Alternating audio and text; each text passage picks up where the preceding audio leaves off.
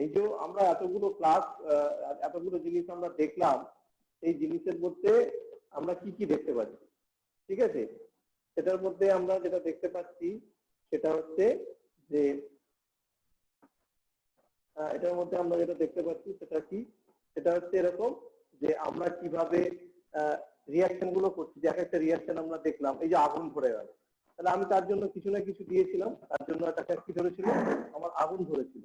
তাহলে এই যে আগুন ধরেছিল তার জন্য আমরা কিছু না কিছু দিয়েছি, তাহলে এটাকে আমরা কিভাবে করতে পারি? Let's see that what we can do. তো দেখো আমরা এই যে বিক্রিয়াটা করলাম, যে কোনো বিক্রিয়ার ক্ষেত্রে ফার্স্ট স্টেপটা কি হচ্ছে, ফার্স্টে আমরা কিছু একটা জিনিস নিলাম, সেই জিনিস নেওয়ার পরে কিছু একটা পদার্থ উৎপন্ন হলো। তার মানে এটাকে আমরা এরকম ভাবে লিখতে পারি, let's see that again. দেখো আমরা যে কোনো একটা জিনিসের ক্ষেত্রে যখন আমরা এই এক্সপেরিমেন্টটা করছি, সেই এক্সপেরিমেন্ট করার ক্ষেত্রে আমরা কি দেখতে পাচ্ছি? দেখো এই এক্সপেরিমেন্ট করার ক্ষেত্রে আমরা যেটা দেখতে পাচ্ছি, আমরা যে কোনো বিক্রিয়ার ক্ষেত্রে কি করছি, আমরা যে কোনো বিক্রিয়ার ক্ষেত্রে দেখো যেটা করছি যে আমরা এ প্লাস বি, এখান থেকে কি তৈরি হলো, সি প্লাস সি। এখন আমি একটা উভমুখী চিহ্ন দিয়েছি। উভমুখী চিহ্ন দেওয়ার অর্থ কি?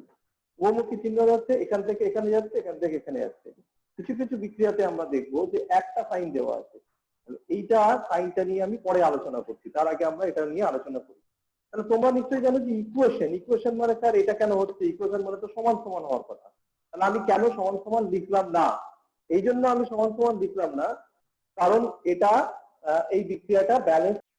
ওকে, তাহলে বিক্রিয়া যখন ব্যালেন্স করা হবে, সমীত সমীকরণ করা হবে, তখন আমরা বিক্রিয়াটা লিখতে পারবো এ প্লাস বি সমান সমান বি প্লাস ডি। কিন্তু যখন ব্যালেন্স করা থাকবে না, তখন এরকম আমরা লিখবো। তাহলে ব্যালেন্স করার ব্যাপারটা কি? অর্থাৎ বাঁ দিকে যত পরিমাণ পরমাণু থাকবে, ডান দিকেও তত পরিমাণ পরমাণু থাকবে, এটাকে ব্যালেন্স করা বলা হয়। আচ্ছা, এটা আমরা পরে আবার আসবো। এখন প্রশ্ন হচ্ছে স্যার এই এ প্লাস বি কে কি বলে আর সি প্লাস ডি কে কি বলে? এ প্লাস বি যারা বিক্রিয়া করছে তাদের বলা হচ্ছে বিক্রিয়ক। বিক্রিয়ক ইংরেজিতেও তোমাদের জানতে হবে এটা, তাদের বলা হয় সাবস্ট্রেট। সাবস্ট্রেট। আর এটা যখন যে পদার্থ উৎপন্ন হচ্ছে তাকে বলা হচ্ছে বিক্রিয়াজাত পদার্থ। বিক্রিয়াজাত পদার্থ ইংরেজিতে বলা হয় প্রোডাক্ট। প্রোডাক্ট ইংরেজিতে বলা হচ্ছে কি? প্রোডাক্ট। তাহলে সাবস্ট্রেট আর product, A plus B C plus D, এটুকু বুঝতে পারছি আমরা সবাই। যে কোনো একটা বিক্রিয়া ক্ষেত্রে আমার এটা এ প্লাস বি থেকে শুধু সিও হতে পারে, আমি একটা দেখালাম যে এ প্লাস বি থেকে সি প্লাস ডি হতে পারে। এই ধরনের যে বিক্রিয়ায় আমরা করি না কেন পৃথিবীতে, এই বিক্রিয়ার সঙ্গে কোনো না কোনো একটা নতুন পদার্থ উৎপন্ন হচ্ছে, তাদেরকে বলা হচ্ছে যে বিক্রিয়ক, যাদেরকে নিয়ে করছি, আর যে নতুন পদার্থ উৎপন্ন হচ্ছে তাকে বলে বিক্রিয়াজাত পদার্থ। চলো আমরা একটা ভিডিওর মাধ্যমে এই ব্যাপারটা দেখার চেষ্টা করি। কিরকম হচ্ছে যে দেখো কেমিক্যাল ইকুয়েশন, ধরো এরকম একটা আমরা কেমিক্যাল ইকুয়েশন নিয়ে আলোচনা করছি, যে কেমিক্যাল ইকুয়েশনে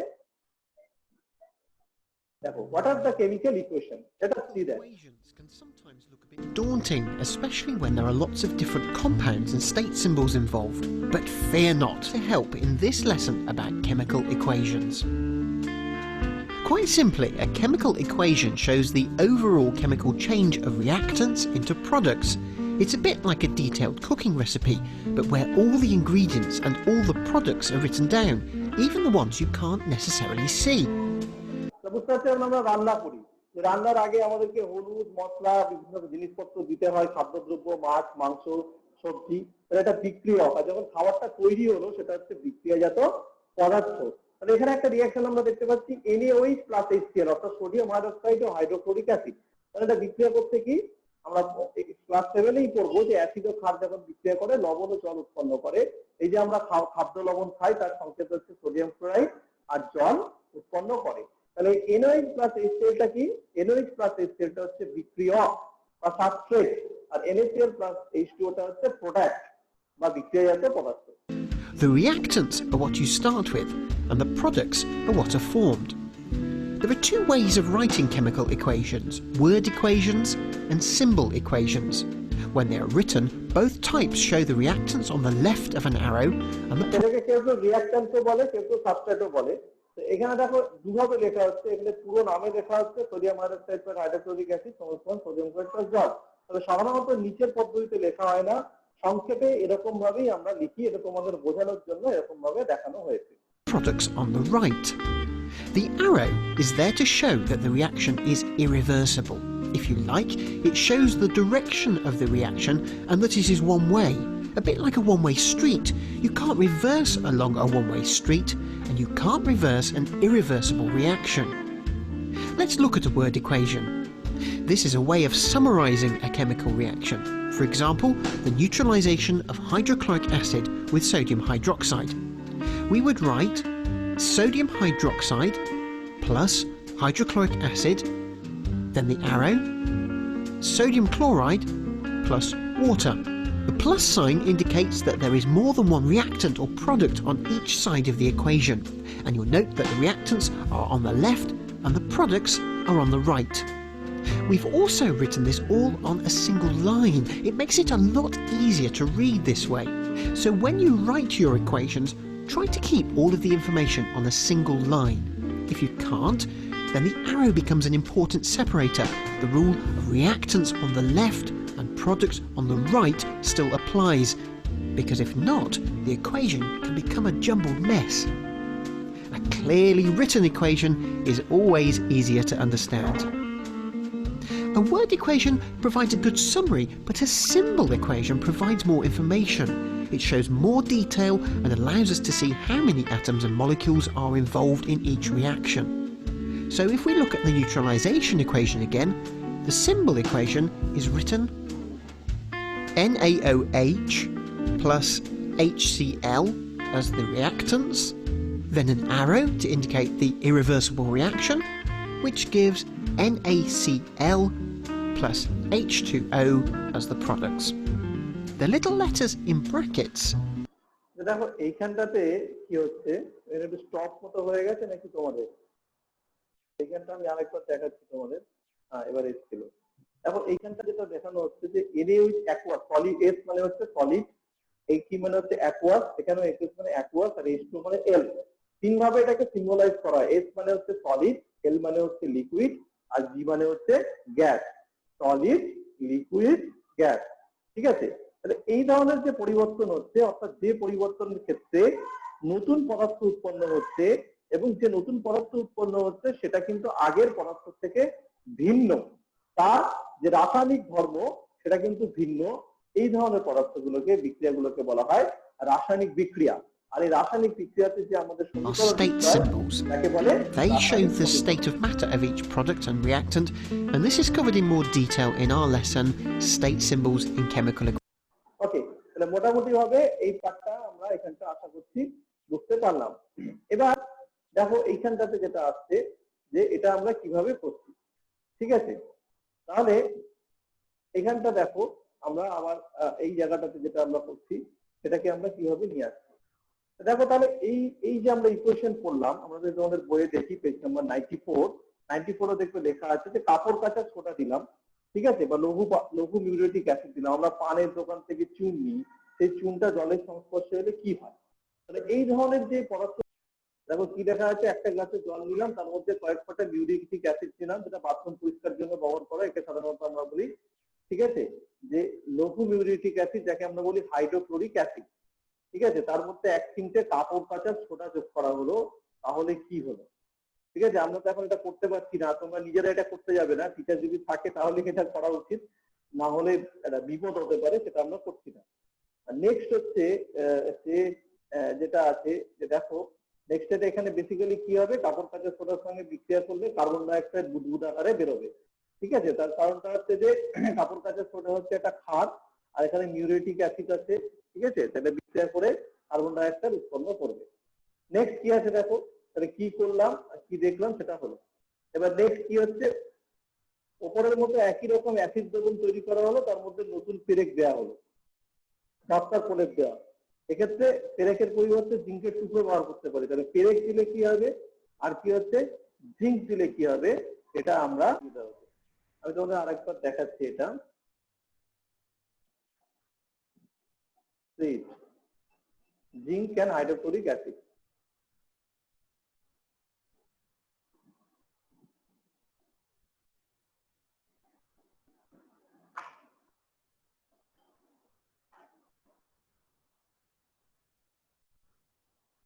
The next reaction we have is zinc in hydrochloric acid. What do you think will happen?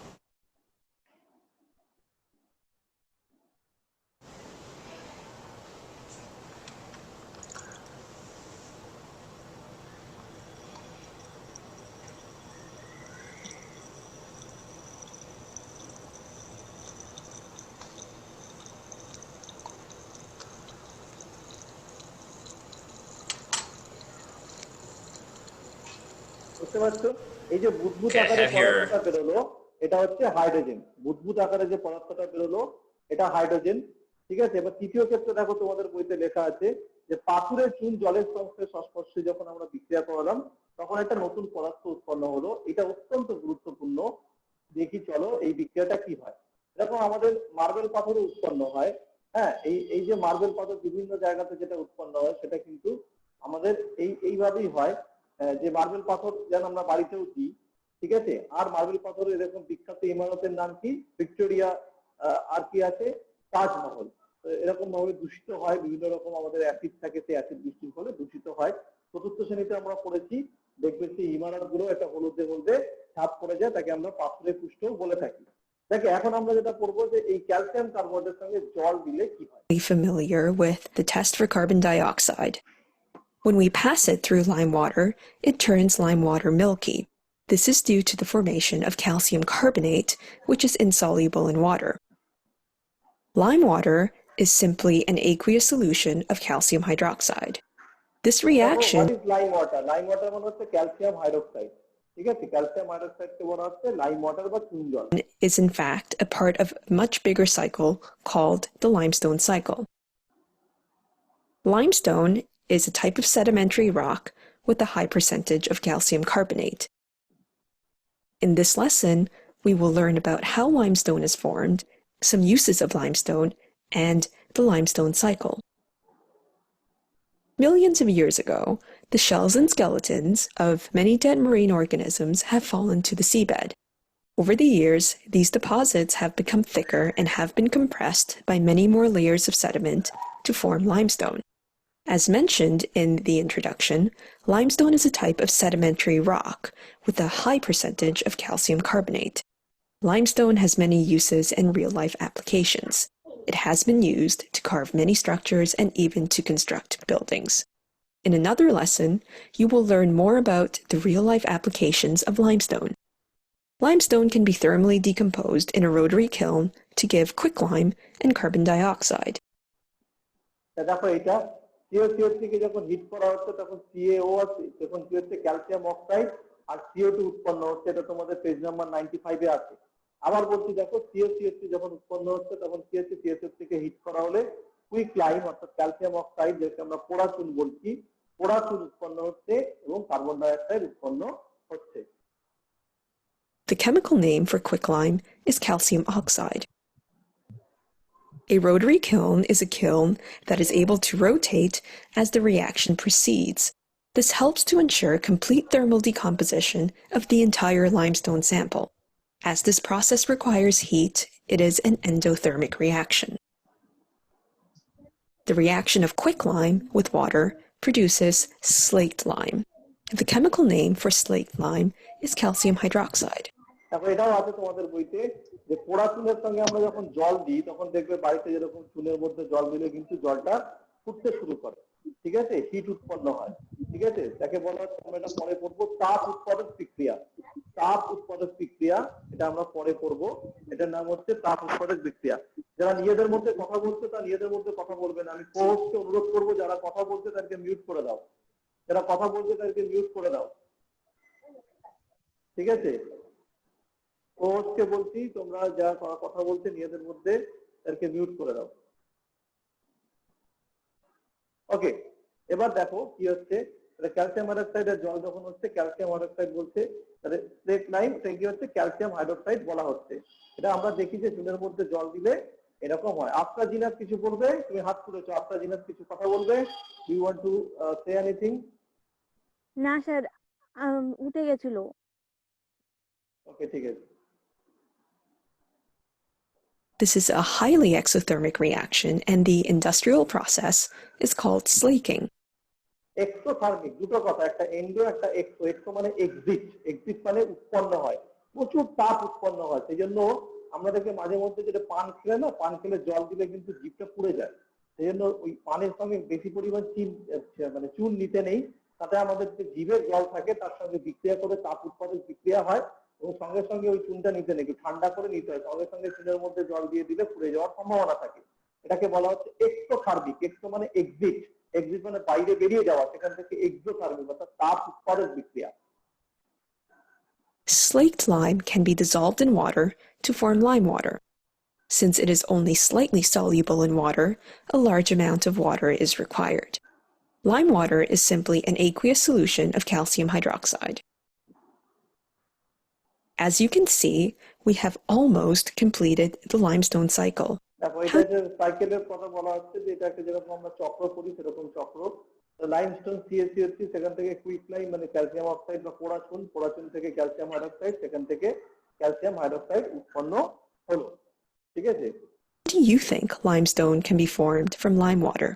Hint, think about the test for carbon dioxide. Please pause the lesson and resume when ready. ওকে, এটা আমরা ডিটেলসে যাই না, আমরা যখন একটু ক্লাসে পড়বো তখন এটাকে নিয়ে আমরা আরো সুন্দরভাবে ডিটেলসে পড়বো।